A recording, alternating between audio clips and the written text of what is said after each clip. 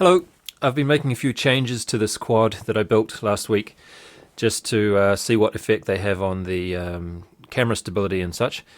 The first thing I changed was the size of the beams here, just to keep the weight down and to also make a little bit less air resistance here.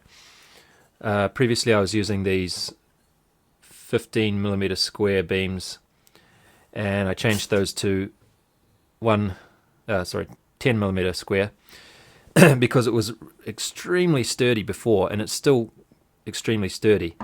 I also changed the middle beams to beams that were also a little bit smaller as well.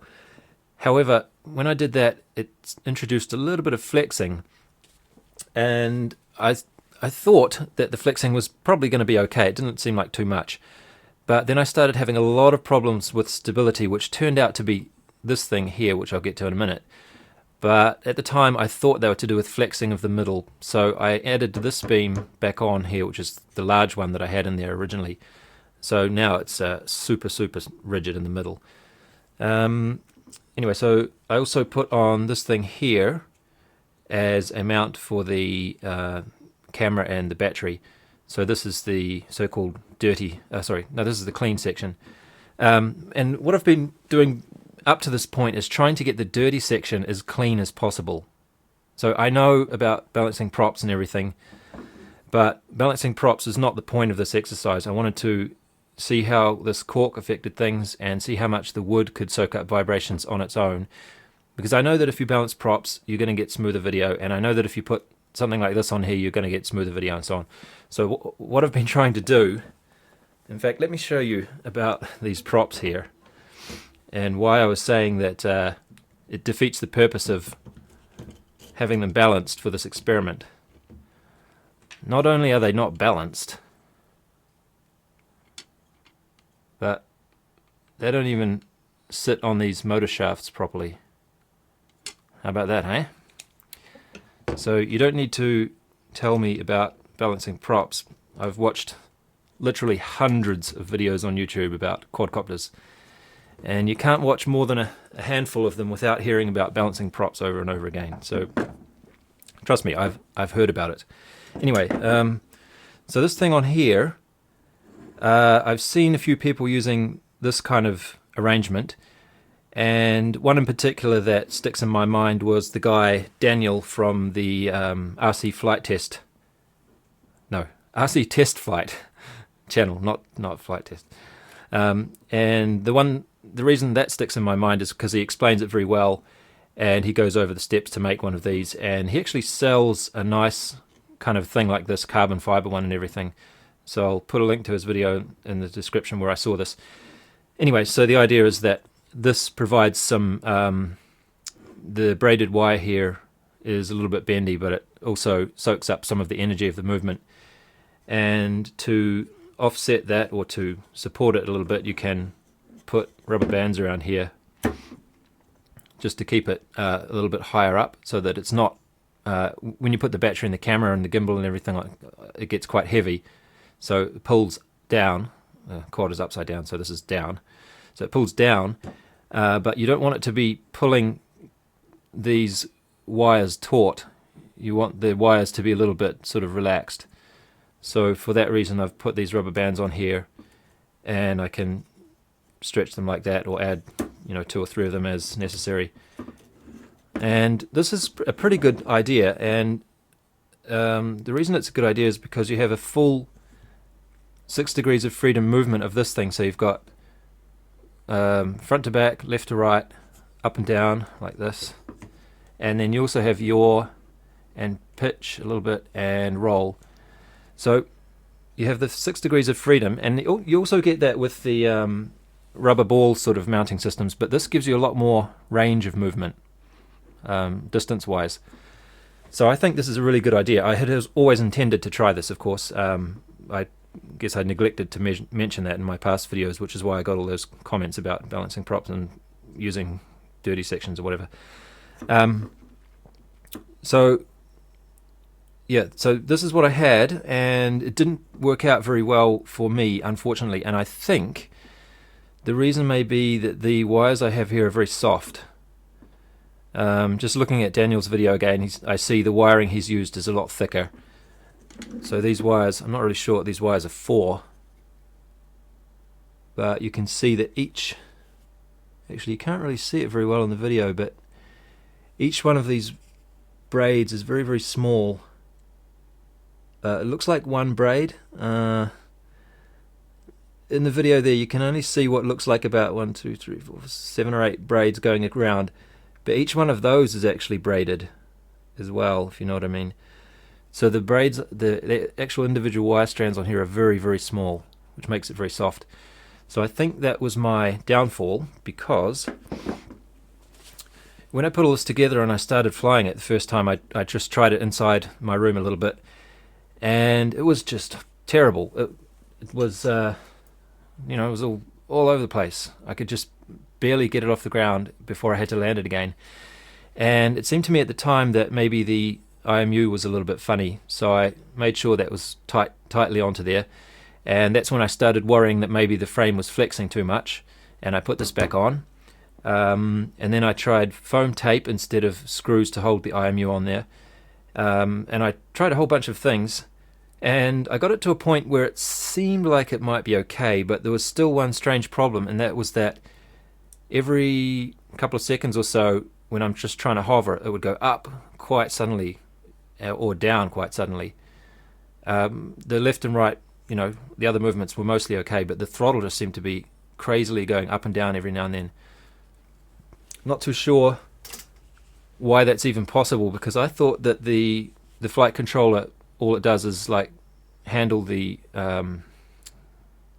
attitude of the craft rather than messing with the throttle too much. I thought the throttle was mostly under the control of the user, but perhaps not. So anyway, I got it to a point where it seemed like it might be alright, and then I went down to the river to fly it outside, and I found out, boy, it was not alright at all. So today was probably the worst, most frustrating flying session I've had. Partly because it was extremely windy, sort of 11 meters per second winds, whatever that is. It's about 45 kilometers an hour or something, I think, which is what would that be? Whatever. And that was, of course, a problem. But a bigger problem was that I think because this is too loose, the weight being on here is not close enough to, how should I put this? There's not a solid enough connection between the clean and dirty sections that they move together, if you know what I mean. They're moving too separately. So the idea is, of course, that they move a little bit separately to remove the vibrations. But I think what I had was that they were just moving too much separately, and this was just too soft. And it was just completely uncontrollable. So the 10-11 meter per second winds were not helping things at all. My hands getting freezing cold was not helping, and certainly this was not helping at all. But anyway, I'll just show you what I got. It was pretty frustrating. In fact, at one point I just got so mad that I kicked over my camera like a little kid.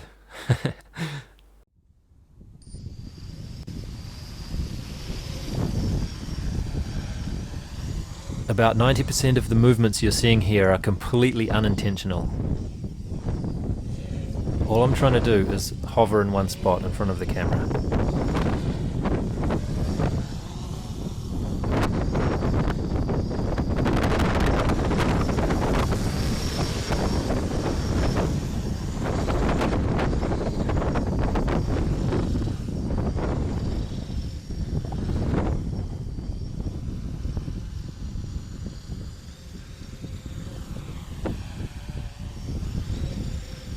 From about this point on, all I'm trying to do is simply land.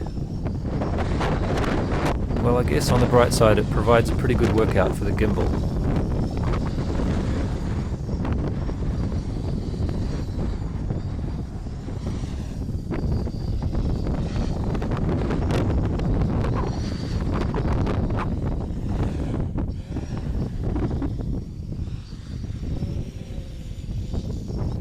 Holy sh**! What the f***? Should we try again? See if we can crash it this time.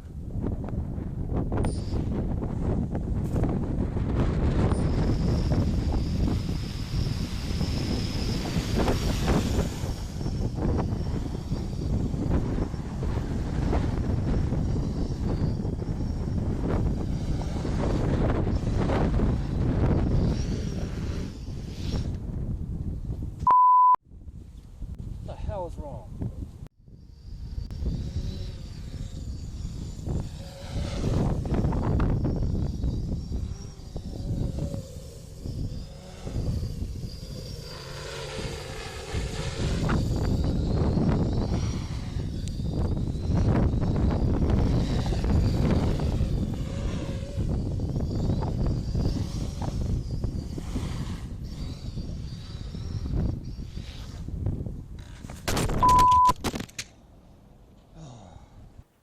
After a while of getting nowhere like this, I eventually noticed that I could fly with some degree of control if and only if I faced directly into the wind. Presumably this was because the quadcopter was always sort of trying to move forwards a little bit as far as the wind speed was concerned, and it also prevented the wind from attacking the side of the clean section, which I think is the weakest point to wobbling. Unfortunately though, the wind was coming from the same direction as the sun, so I couldn't quite face it directly into the wind, but, well, I could, but I mean, it wouldn't be able to see anything because it would be too dark. The Mobius kind of sucks like that actually. So I just did a few sideways strafes like this in an effort to make some kind of a measurement of how the jello was looking, because when it was shaking around like crazy just before, you couldn't really tell anything, could you?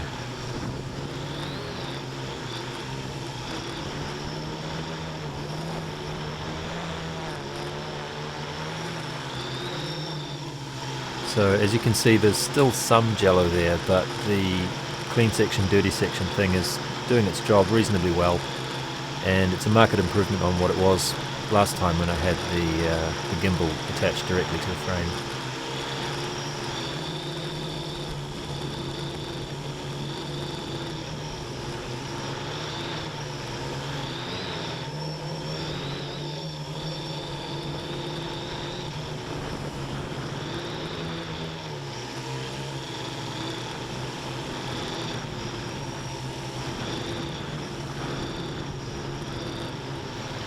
Unfortunately, I had still more problems after this because a prop broke while I was just hovering. This is the second time this has happened now with these props. They're the Gemfan 10x45 props, and they seem to have a lifespan, and they just sort of gradually wear and then they just break. I wasn't doing anything spectacular, but I've noticed this with the other props, like they just break in order of the first ones I started using. So it's as if they just wear out and then they just give up. This is what we got from that. Split the piece of wood that's holding the gimbal on. Just sort of split it right off like that. Isn't that great?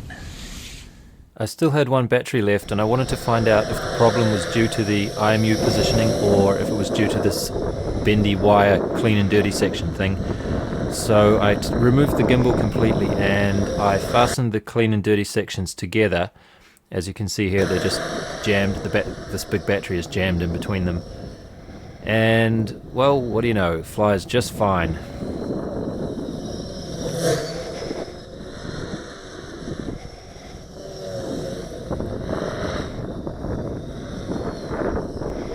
So I guess the next step for this would be to experiment with some stiffer wire and see if it makes any difference when the clean and dirty sections are held together more firmly.